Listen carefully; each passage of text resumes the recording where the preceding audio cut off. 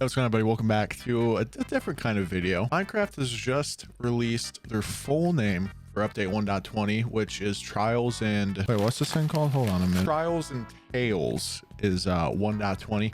And I feel like this update is kind of... I feel like from what I've saw, the community is kind of split in half if, you know, the update is good or if it's kind of bad or if it's mid. I had a conversation on stream and it seems pretty split in there too. So I thought we'd go over everything that's coming in 1.20 and I'd kind of give my opinions and my thoughts on the whole update itself. So first off, my favorite thing so far in this whole update is the cherry blossom biome. We got a new wood variant. We got two this update. This one definitely cooler, but these cherry blossoms will spawn. It has kind of like the spore blossom effect, but it's like pink, which is such a good color. And also there's these little pink petals that you can kind of put down and like stack them, kind of like sea pickles, like how they work. It's just gonna be so cool just to use these to decorate. I'm so excited for these. What's up, B? How you doing, buddy? These are the wood variants.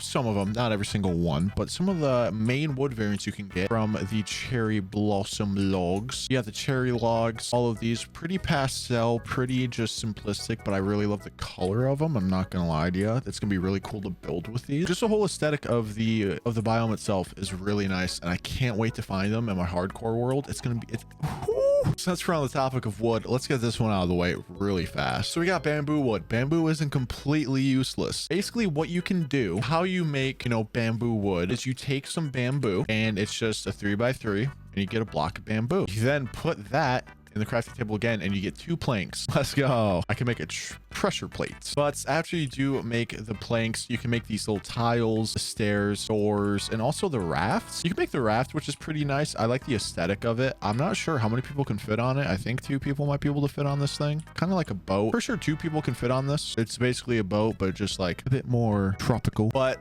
it has finally happened. The old bamboo to stick thing has sadly been nerfed and now just gives 1 stick. So what you need to do now, you need to make bamboo planks to make the full stick trade. So my bamboo farm is unfortunately rendered useless now, which is a shame. It's gonna be a shame. Coming up next, we have these chiseled bookshelves, which when I first saw them, I was a bit kind of like not all that hyped about it. I won't lie to you, but it is pretty cool though. There is some pretty cool like decoration use you can do. You can actually make the chiseled bookshelves.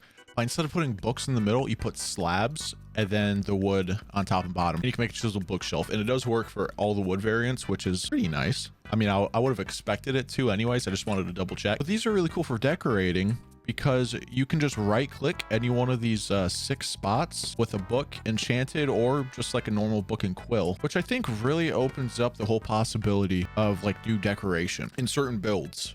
For sure. And it's cool now because the way that people used to design like bookshelves for decoration, they would have to use looms. Now you don't really have to use that. This is just something I whipped up really fast, just like bookshelves with a new chiseled bookshelves. That was a weird sentence to say, but it looks pretty sick. Like if you're just going to do like a little decoration, like a library, it would be cool to mix these in instead of just having like the loom be sitting there. I think this is a pretty cool block. It's honestly really grown on to me. So I guess next up, what we should be looking at here is the hanging sign. Wait a minute. I mean, hey, the signs say so. But yes, we now have hanging signs that we can use, which was the first thing I saw in this update and I was the most excited for. I won't lie. Now, if you want to make a hanging sign, what you got to do is you got to put 2 chains up top and then any stripped log that you want, fill in the bottom. You'll get 6 of the hanging signs. Now, you can use any stripped log you want. You can use like stripped mangrove, stripped warped, stripped spruce, pretty much any wood would work. This is gonna be so cool to use for like different roads. You know, if you have like a road, you can have like a little hanging sign being like, I don't know, prop farm this way or something more creative. That was the first thing that kind of popped off in my head, but it's cool. It's another welcomed feature that I'm surprised wasn't added sooner, really. I guess since we're over here, we now have the piglin head, which is really cute, and it's definitely something I want to get my hands on. They also added to where you can like put their head on a note block. And you can do that with pretty much every mob head if you wanted to. If you do a creeper, zombie, this one's gonna be so loud.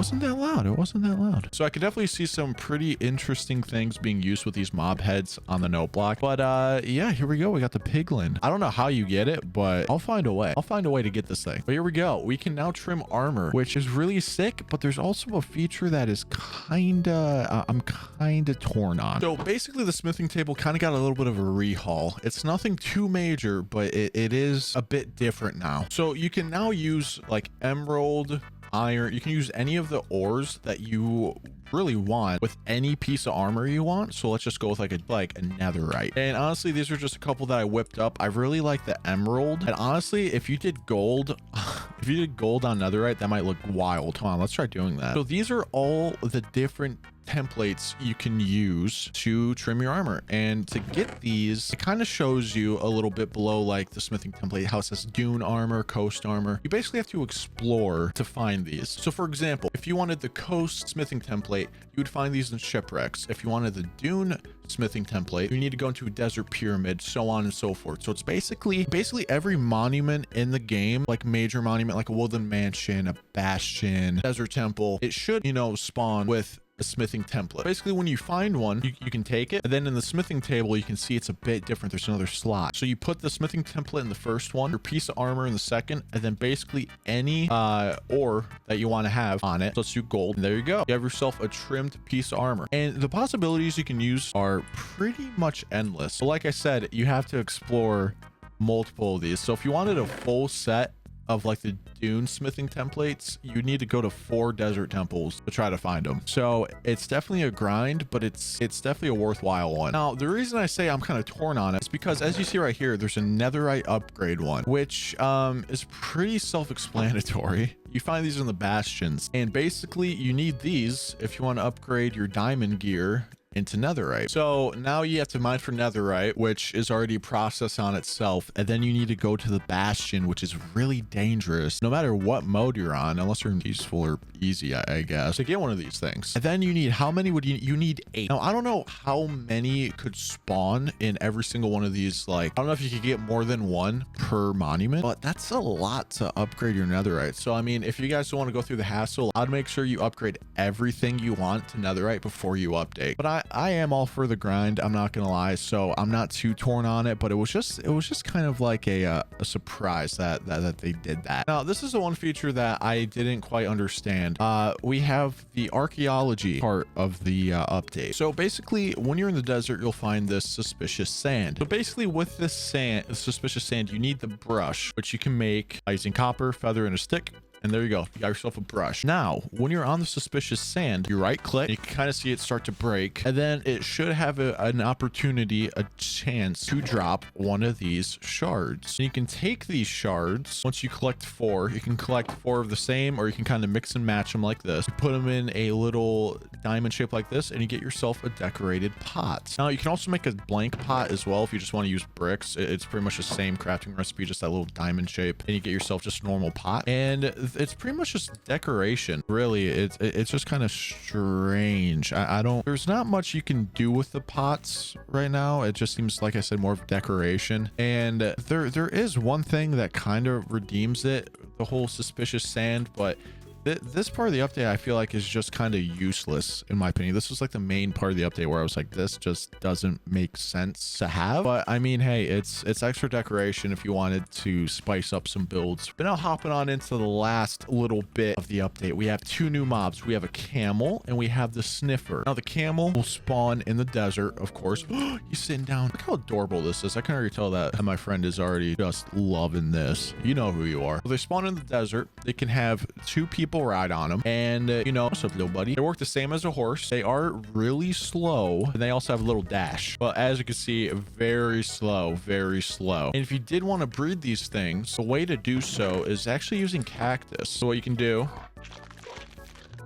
oh, that sound. Why does it sound so squishy? And then you got yourself a little baby camel. Oh my god, look at this thing. Look at these things. These things are adorable. Pretty much something pretty nice about these camels is that when you ride them, you're out of reach of all the hostile mobs. So it's pretty much the safe way to traverse the nighttime early game if you don't have like an elytra or something. They're pretty useful. Other than that, they're just your standard mob, nothing too special about them. Cute.